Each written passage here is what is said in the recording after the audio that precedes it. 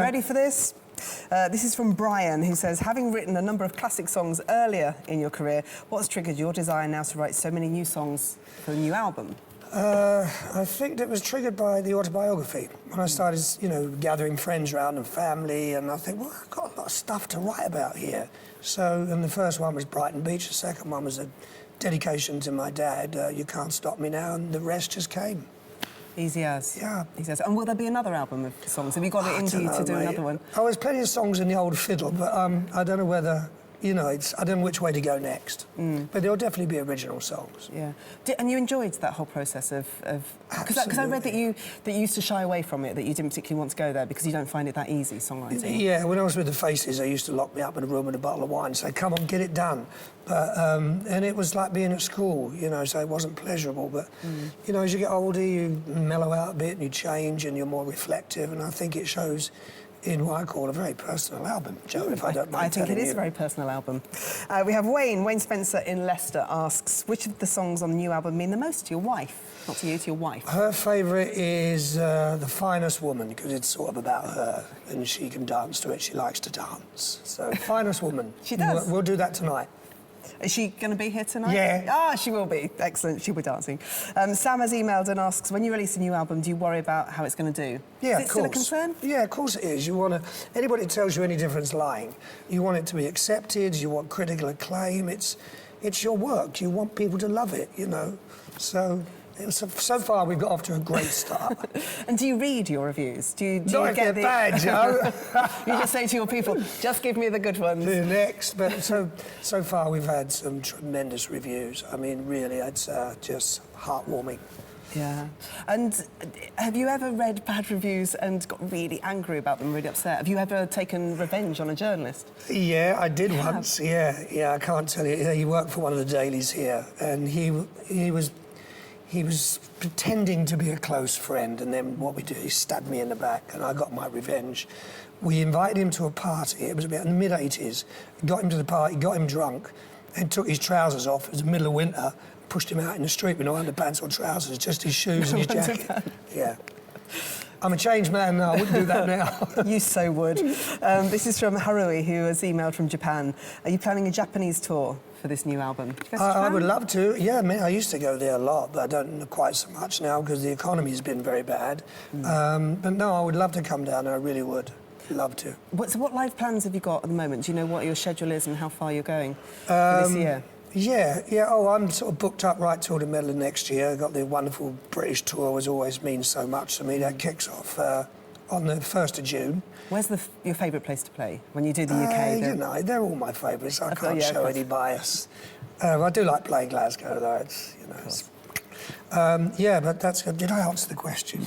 I was just wondering where all the places that you were going to on the world tour. Oh, OK, then once we've done... No, sorry, you don't have to listen because that will be boring. No, I know. It's all right. We've already bored them stiff. I'm going to move on to the next question. OK. So, Japan is not out of the question at some point, but it's not on the schedule at the moment. Yeah, I'm in Las Vegas as well. So is Susan Boyle. She's doing Vegas. Is she? Apparently. Yeah, doing a residency there. Good luck to her. You can hook up. Oh, bless. This is from Steve from Puckeridge, who said, how do you select what songs you're going to sing prior to doing a show? And do you ever change them kind of, ad hoc as the evening's going along? Well, it's difficult to change it. It's not like the old days, because we have computers that have to run, and especially when we do a live show, everything's connected up to the lights and everything. But I'll usually do the running order 20 minutes before we go on, and then I might change it again. So we have my friend Boyle, who types it out. I say, I've changed it again. Oh, I'll type it out again. So right up to the last minute. Yeah, and for something like tonight, how have you gone about choosing the set list for this evening? It's real difficult. It really is, because I want to get the new songs in there. I hope they're going to go down well, because the record's been out a week, so some of them should know the new songs.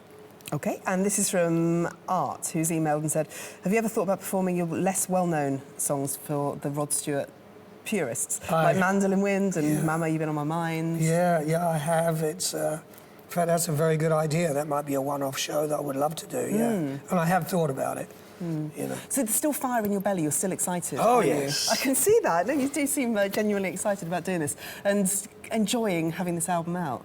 Yeah, it's because of the the recognition that it's got, and because it's personal. Because it's personal, and it's I produced it as well, which was How I took on that task, I don't know, but I just said, well, I'm going to do this myself, damn it, and it's worked out great. Yeah. Why did you want to produce it yourself? Is it because they were your songs, or are there not people out there that you still want to work with? I had this discussion with Elton the other night. I said, you know, we've been at this lark so long. Do we not know what we want as musicians? And he said, you know what, you're right. Just do it yourself, and then it's your identity. You know, you live by the sword then. OK, this is from Kaz, who tweets, how do you look after your singing voice while you're on tour? Oi, oi, oi. There's a bone of contention, that one. You shouldn't be doing this, should you, obviously? No. Any vocal coach will tell you that the worst thing to do is be talking before a show. Sorry. But the singing voice is totally different to the talking voice. OK. Totally different part of the voice. But tons of water, tons of sleep. OK. Andy, do you tweet? I'm just wondering now. If you ever... I do tweet, but I don't do it myself. I'm a tweeter. There is a Rod Stewart tweeter. There's a tweeter. Who tends to you. Andy Darcy, who has seen you live 103 times. Ah, bless. That's amazing devotion. He could have bought a new house for that. Andy says, I was lucky enough to be invited on stage to join you in a sing-along. Why don't you ask more people to do that more often? Michael Bublé does it all the time. I'll tell you why. I like to make it spontaneous. I don't know if Michael plans it, but I like it to be spontaneous.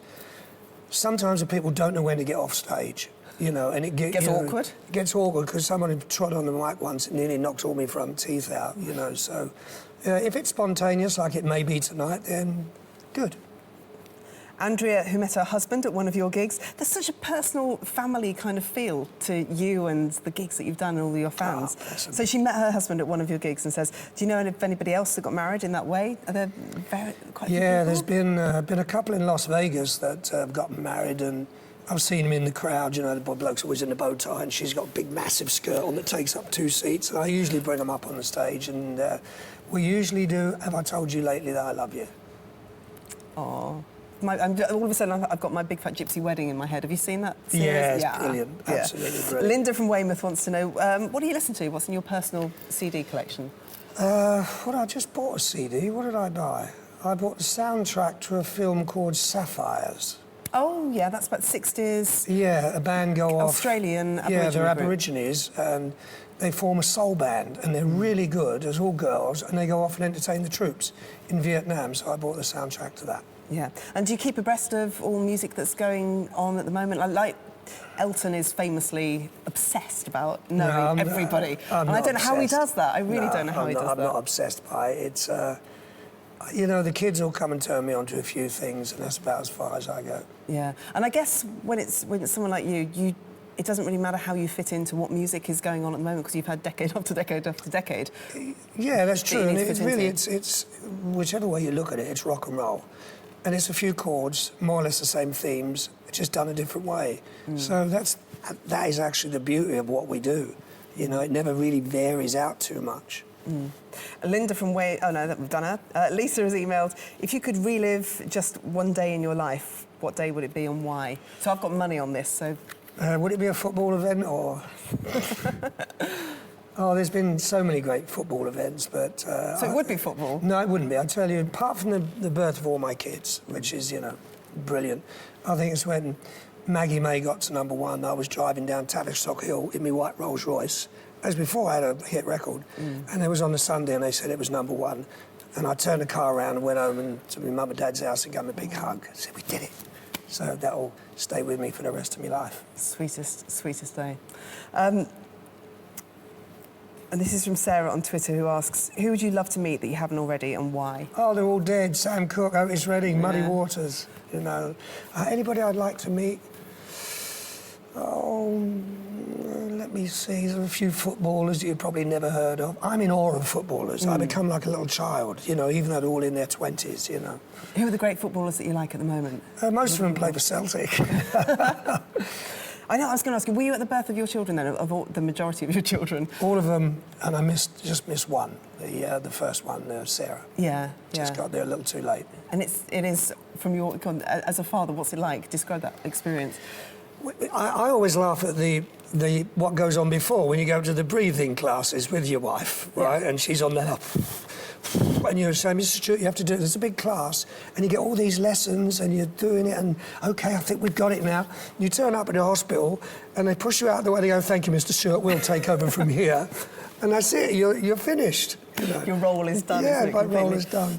But it is wonderful, like, from your point of view. Yeah, see him And you pop go to the out. breathing classes, you go to the antenatal classes. I'd rather not, but I have to be a good husband. But I won't be doing that anymore. No. Me Q is back in the rack. Robert wants to know, when you're travelling around the world, where do you spend most of your time? Well, I live in Beverly Hills, and I've done since '75. I have a lovely house in Palm Beach. I'm very fortunate. But unfortunately, my favourite place is here. I'm only allowed 90 days a year, so we keep strict to that, tax reasons. Why is it here? Why is this Well, I your left in favourite place? 1975 when it was 98p in the pound. No, but why is this your favourite place? What is I'm it born about? here. You know, I'm British. I love Britain. So how do you feel when you're in America? Do you feel like holidaymaker? Do you feel... No, not at all. It is home because all my children were born there, you know, well, most of them, four of them were born here. OK. But they've all got American accents, apart from Alistair, the 7-year-old. He's really posh, and I don't know where he gets that from either.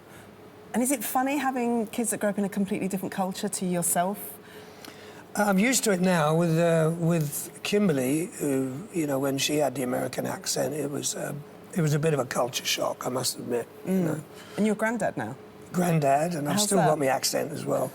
It's great because 4 of my kids live with me. Kimberly and Ruby live over in a house just across the way, all in a compound. And so the kids, I see all my kids every day, apart from the eldest, Sarah, that lives here. Yeah.